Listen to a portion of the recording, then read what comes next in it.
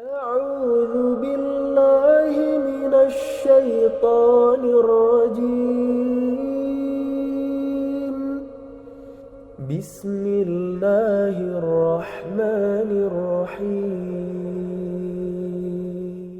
Bismillahirrahmanirrahim. Para peserta daurah yang dirahmati Allah Subhanahu wa taala, kita akan memasuki materi ilmu nahu yang ke-16, yaitu mukammilat oleh tawabi. Mukammilat artinya hal-hal yang menyempurnakan atau kata-kata yang menyempurnakan terhadap jumlah. Tawabi adalah bentuk jamak, mufradnya tabi'un.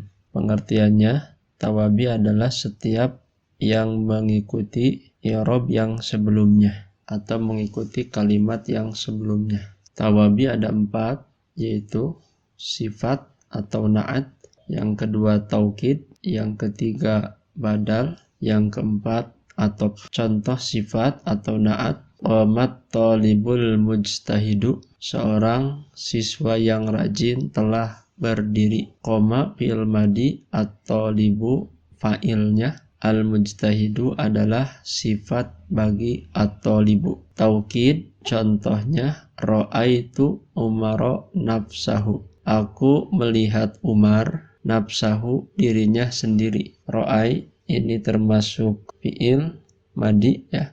Fa'ilnya dhamir muttasil tu, Umaro sebagai maf'ul bih, nafsa sebagai taukid menguatkan terhadap kata Umar. Hunya mudhof ilaih. Yang ketiga badal, yaitu pengganti, menggantikan kalimat sebelumnya. Contoh, marartu bi Sa'idin zaujatihi, aku melewati Sa'id zaujatihi, yaitu istrinya.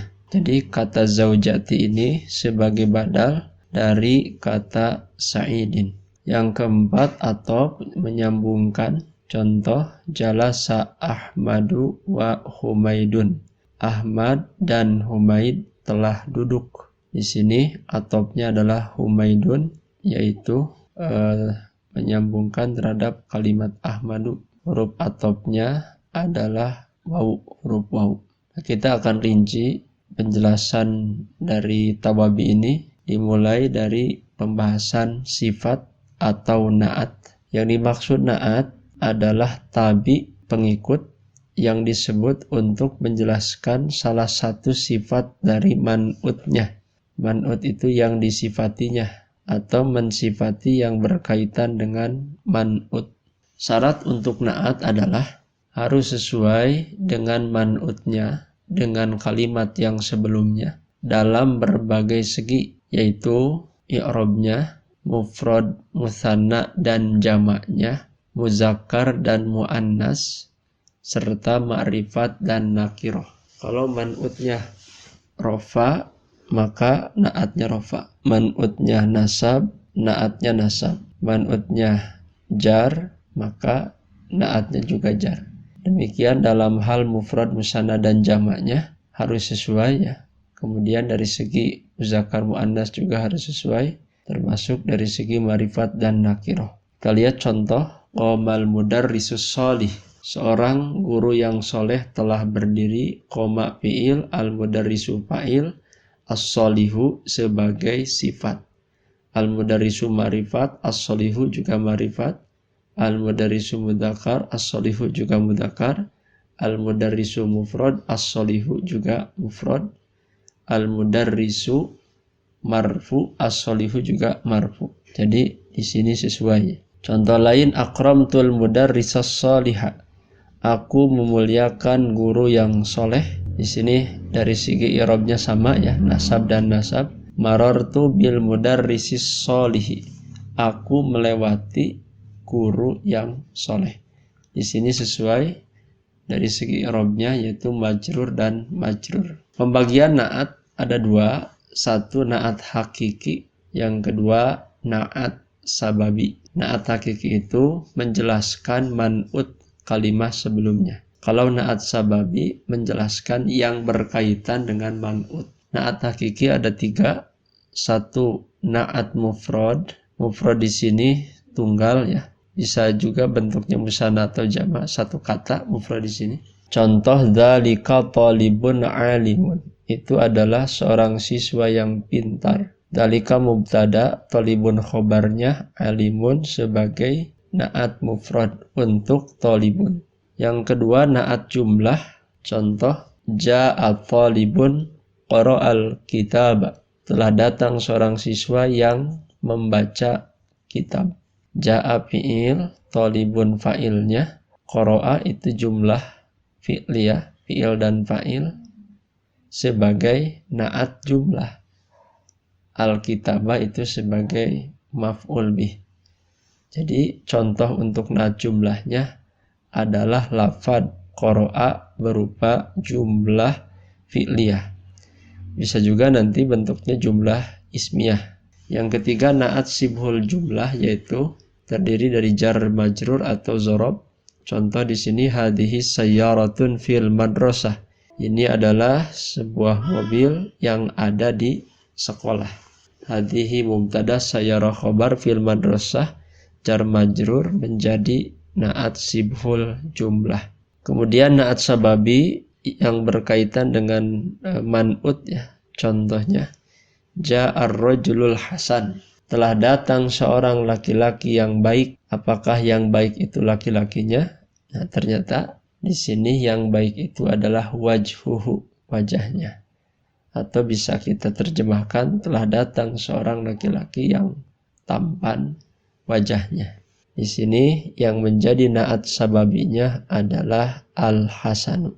Kita lihat beberapa contoh untuk menguatkan pemahaman tentang naat ya atau sifat. Nomor 1, ihdinas siratal mustaqim. Tunjukkanlah olehmu kepada kami siratal mustaqim, jalan yang lurus. Yang menjadi naatnya al-mustaqima, i'rabnya nasab, tandanya fathah karena mufrad, man'utnya adalah as-sirata. Keduanya sama-sama dibaca mansub, sama-sama berbentuk ma'rifat, sama-sama mufrad dan muzakkar. Jadi sesuai antara naat dan man'ut. Contoh 2, wabasyiril ladzina kafaru bi'adzabin alim. Alimin adalah contoh naat, i'rabnya jar, man'utnya adzabin. Di sini sama dari segi i'rabnya, sama juga dari segi nakirah, termasuk muzakkar dan mufradnya. Nomor 3, tilka ayatul kitabil mubin.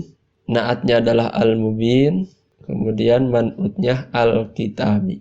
Nomor 4, innasyaitana lil insani aduwwum mubin. Naatnya adalah mubinun, marfu ya. Tanda rafanya domah karena mufrad. Man'utnya adalah aduwwun. Yang kelima, tsumma ja'alnahu nutfatan fi qararim makin. Makin itu sebagai sifat atau naat. Man'ut atau mausubnya adalah qararin. Sama-sama nakirah, kemudian mufrad, muzakkar, dan majrur. Sebetulnya contoh naat ini banyak ditemukan dalam Qur'annya. Ini hanya beberapa contoh untuk menguatkan pemahaman tentang sifat. Jadi sifat itu posisinya sebagai fadlah, pelengkap atau mukamilat sebagai penyempurna terhadap jumlah. Kemudian taukid. Taukid atau juga disebut takkid adalah pengulangan dengan maksud menguatkan perkara yang diulang pada jiwa pendengar.